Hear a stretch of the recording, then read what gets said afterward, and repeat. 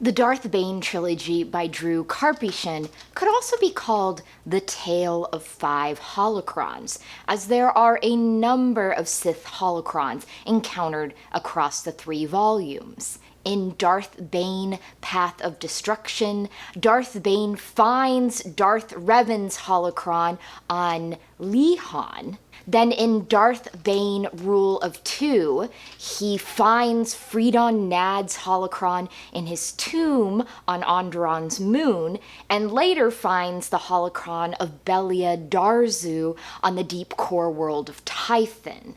And finally, in Darth Bane, Dynasty of Evil, Darth Bane tracks down the holocron of Darth Endedu in his temple on the deep core world of Prakith, while the Huntress, who later becomes Darth Cognus, takes Bane's holocron from his estate on Ciutric 4. That's a lot of Sith holocrons, and a lot of people encountering gatekeepers for knowledge. Like with the other 2 Darth Bane novels, I had never read Dynasty of Evil before, but was interested to finish this trilogy that I had heard so much about. So first, a brief summary. 20 years have passed since Darth Bane, the reigning Dark Lord of the Sith, destroyed the Sith Brotherhood of Darkness and reinvented them into the Rule of Two. But Bane's apprentice Zannah has yet to prove herself, so Bane seeks out the secret of immortality from a forgotten Dark Lord.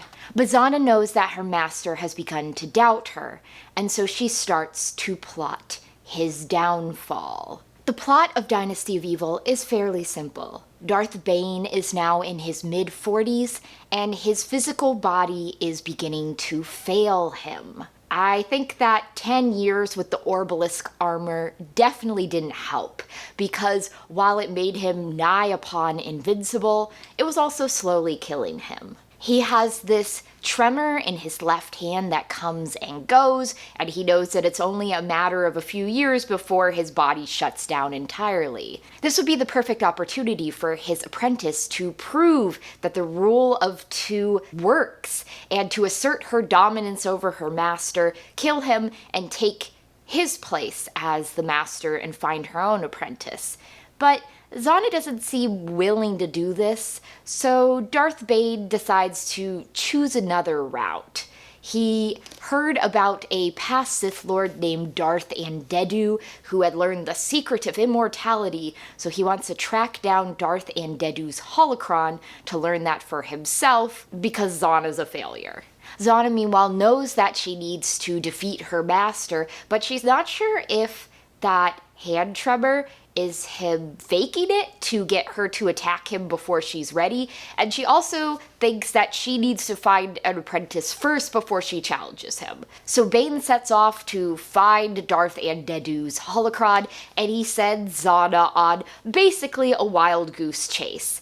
In the process, though, she encounters a dark Jedi named Set Harth, and she thinks that he might be a good prospect for her future apprentice. Meanwhile, on the mining world of Doan, the wife of the now deceased crowned prince turns out to be the daughter of the healer Caleb, who Zannah killed towards the end of Rule of Two. Serra has a personal bodyguard who also has a connection to Bane because she was a Gloomwalker in the army troop that he was a part of towards the beginning of Path of Destruction. And through a series of unfortunate events, Serra finds out that Darth Bane is still alive and that her father is dead, and she decides to seek vengeance against him. We also have an Iktachi woman who's working as an assassin who is naturally skilled in the dark side of the Force,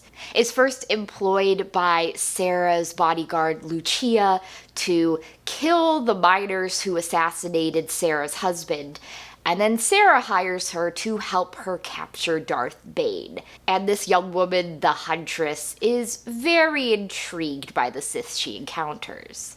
To be honest, a lot of the plot of Dynasty of Evil felt like filler because the whole time you're just waiting for that final confrontation between Bane and Zannah that the whole book is building towards. Serra and her plight are interesting, but they also rather feel like a distraction from the real action going on here. So with 6 POV characters, we have the most viewpoint protagonists that we've had in any of the Bane novels thus far. So let's start with Serra and Lucia. We met Serra very, very briefly in Path of Destruction when Bane came to Caleb because he wanted to be healed from the poison that Githany gave him.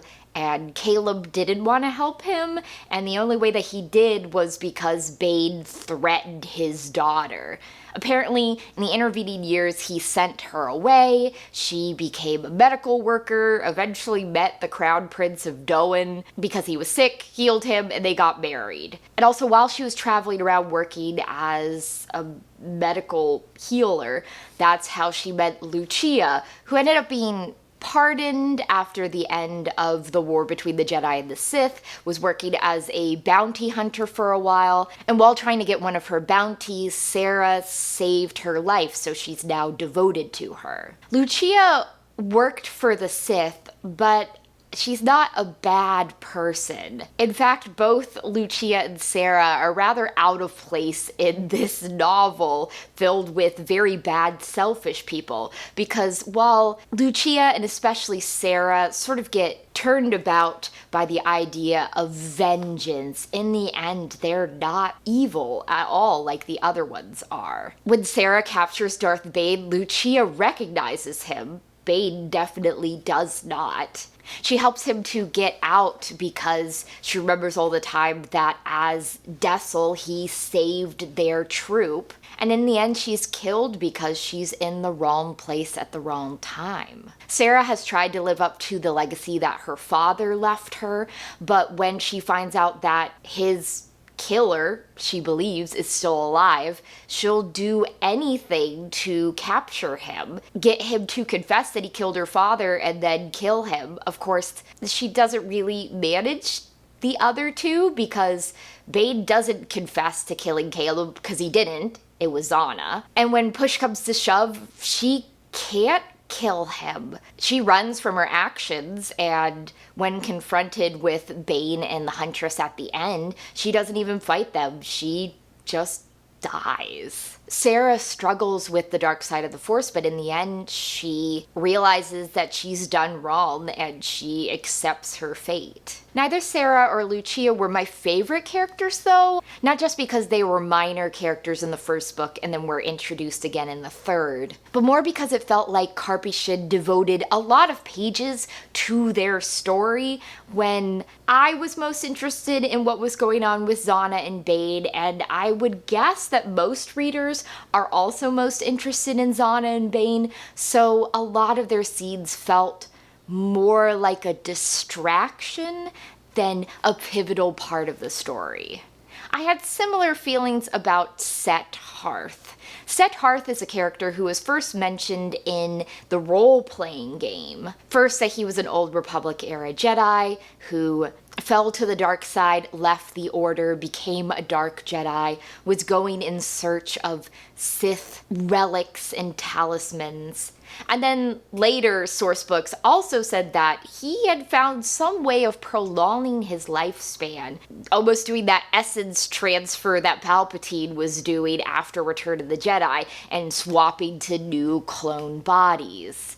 So it makes sense why Set Harth is here if Darth Bane is looking for the secret of Darth Andedu's holocron. Obviously, Set Harth needs to come across it at some point because he clearly had that knowledge. But he also felt like misdirection to me because he's just such a selfish, squirrely character that the whole time I was thinking there's no way that Zannah's gonna make him her apprentice because he's not fully committed to this. She's powerful, she has skills that he doesn't have, he's intrigued, but he also seems like a weasel, and I think the first chance he's gonna weasel his way out. And in fact, that's what happens. On Doan, she leaves him behind with the ship but he can sense the holocron. So he goes, gets it, fights with the Huntress, and then leaves when Serra starts blowing up the hidden prison. We have a scene at the very, very end where he's interacting with the gatekeeper of the holocron. So it's left open-ended that he will eventually gain that knowledge. We just don't know when or where.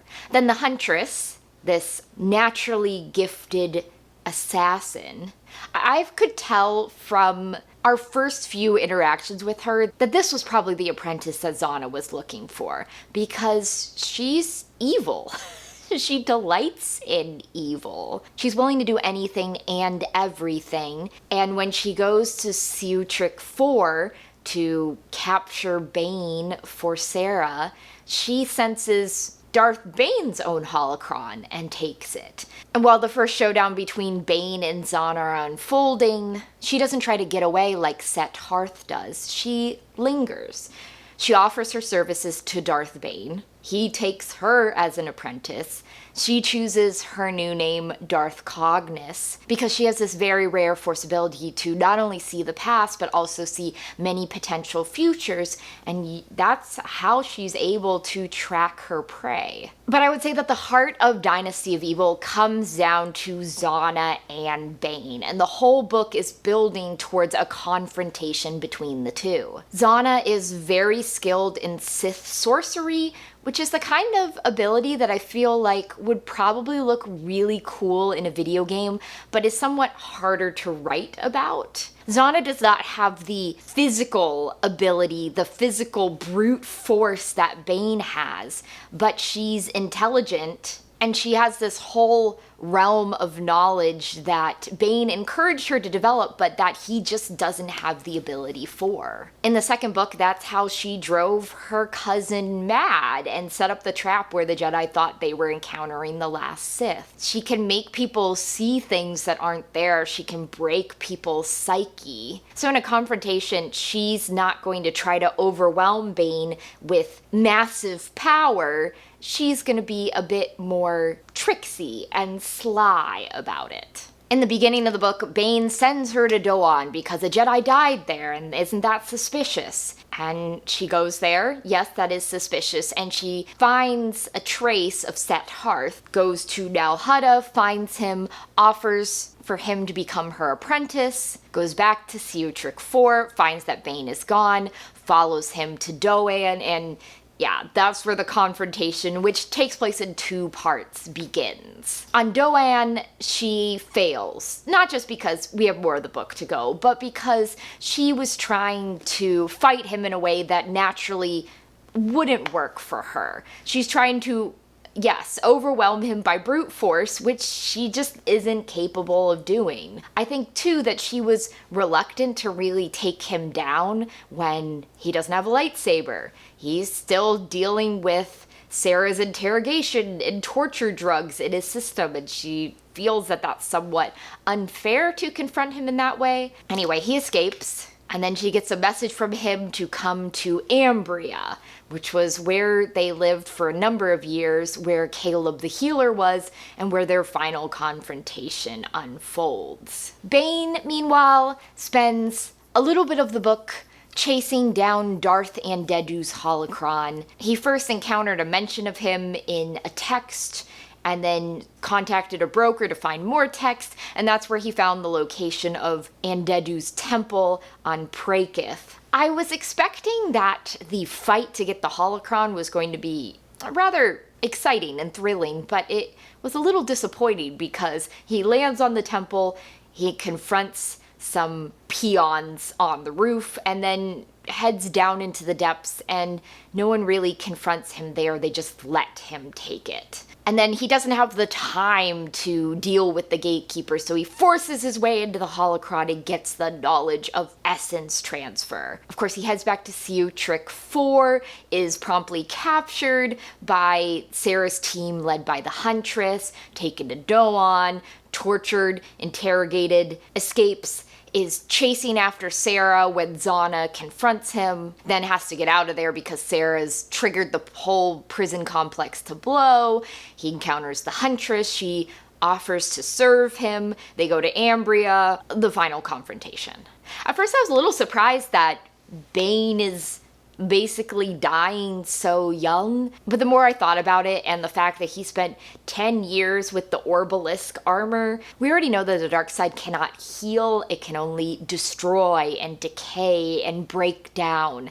And I think having spent 10 years with those weird little parasites probably didn't help the matter. It just surprised me that Darth Bane basically lived, reigned, and died in such a short span of time that he wasn't found as a Sith candidate until he was well into his 20s. He spent 20 years training Zannah, and then he died. For the impact that Bane had on the history of the Sith in the Star Wars galaxy, I guess I was expecting him to live a fair bit longer than that, but Bane is all physicality, and there's not much of a spiritual or mystical side to him, which is probably why he lives so short. I feel someone like Palpatine reminds me of a spider who sits and broods and waits.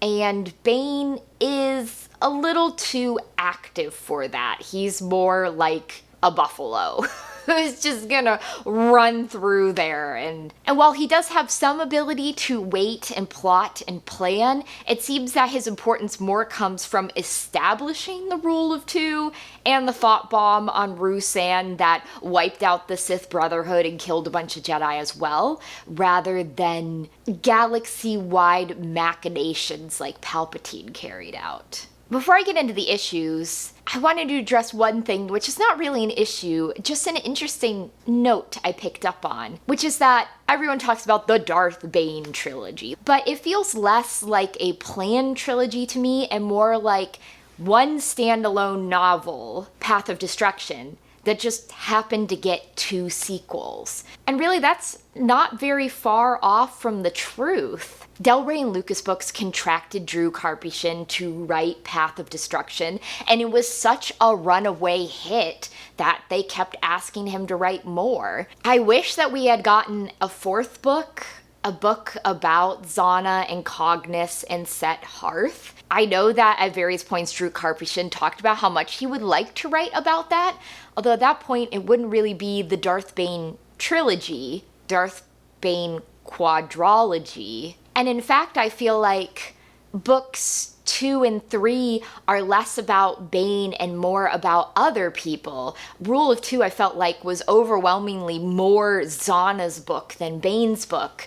And Dynasty of Evil seems to be equally split between Zannah and Serra. So I don't know. We never got a 4th book. It would have been really cool. But I feel like it would have even more skewed the balance towards Zannah and other characters instead of Bane, especially since Bane is dead. So my first issue with Dynasty of Evil was that I felt like everything was building up towards this big final confrontation between Bane and Zannah. But when it actually arrived, I was a little disappointed by it. I've noticed throughout the 2 previous books in this one that Drew Karpyshyn's maybe not the best at character development or plot, but he's pretty darn good at writing action scenes, and this may come from his background as writing for video games, that I found the action scenes in Path of Destruction and Rule of Two to really be the strongest parts of both of those books. But when it came down to the action scenes in Dynasty of Evil, I was expecting a lot and was disappointed by what I got. Darth Bane getting Darth Andedu's holocron was surprisingly anticlimactic. I guess I was expecting the scene in the movie Snowpiercer where they're going through the train car and all those guys have hatchets. Something like that, where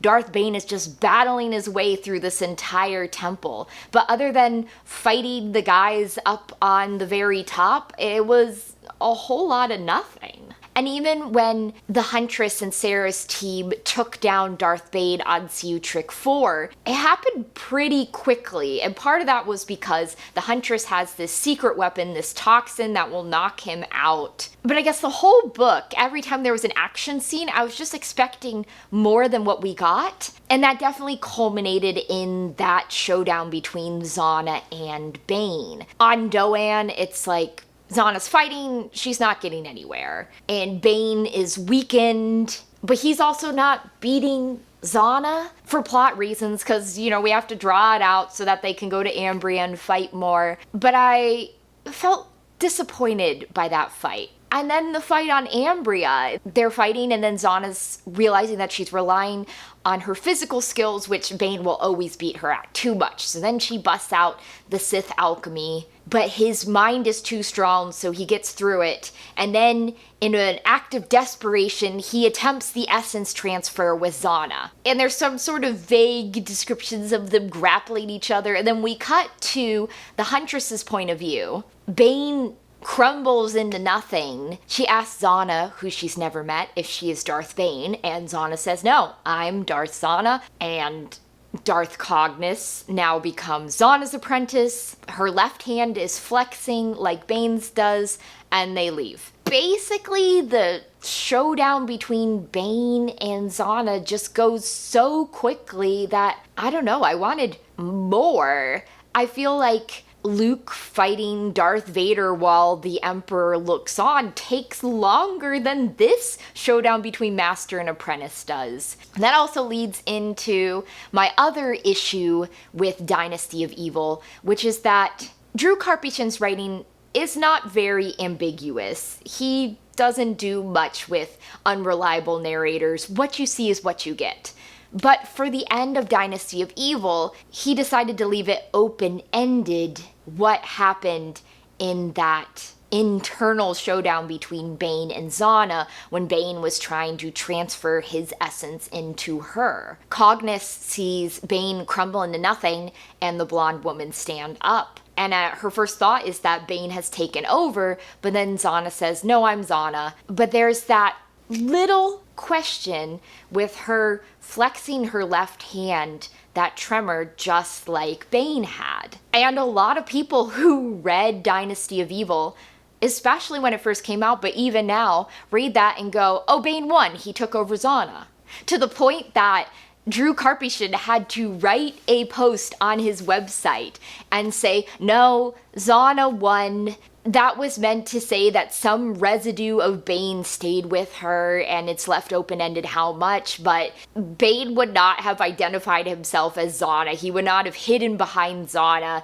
If Bane had won, he would have said, yes, I'm Darth Bane. I can see what he's going for there, that this battle leaves a lasting impact on Zannah, that hand tremor, even if she just has it for the moment, shows how much effort it took. But people still read it and still go, oh, so Bane's been transferring his essence into every single Sith apprentice down the line for years and years and years to come. And besides the fact that Drew Karpyshyn denied that, I think that is a level of ambiguity that just does not exist in any of Karpyshyn's other writing. I almost feel like it was a mistake for him to do that, to introduce that ambiguity to begin with, because that's not what he intended. And people have run wild with it to the opposite extreme, that Zannah could have never defeated Bane, and that's why he was able to take her over and she was weak. And I don't think that's the impression we're supposed to get at all. So, in short, Dynasty of Evil concludes the Darth Bane trilogy with a number of answers and also some questions left dangling. Zannah is victorious over her master. She has taken a new apprentice, Darth Cognus. But there's a dark Jedi out there with a holocron about the secret of immortality, and that shows up again in the comics. And a very select few learn that secret as well. I've never been very keen on villain stories, but I've enjoyed my time reading the Darth Bane trilogy. I felt like for me, Dynasty of Evil was an improvement over Rule of Two, which felt a little chaotic and slapdash, probably because of the time frame in which it was written and published. But I also felt like a lot of Dynasty of Evil was spinning the wheels, postponing things until that final showdown between Zannah and Bane, which disappointed me a little. I think if there's one thing that Drew Karpyshyn writes really well, it's action scenes, and this trilogy as a whole has a lot of those. So if you're interested in learning about the Sith and their history and how it unfolded, definitely check out the Darth Bane trilogy. Just because they're not my favorites doesn't mean they are not the favorites of many, many, many fans, and I mean many. So next time I'm going to be reading the first book in the Clone Wars Gambit duology by Karen Miller. Clone Wars Gambit Stealth.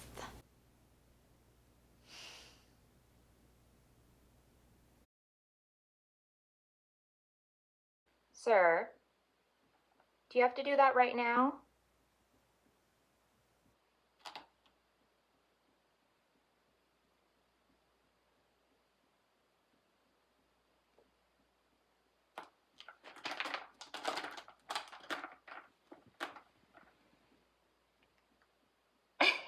You don't want an audience?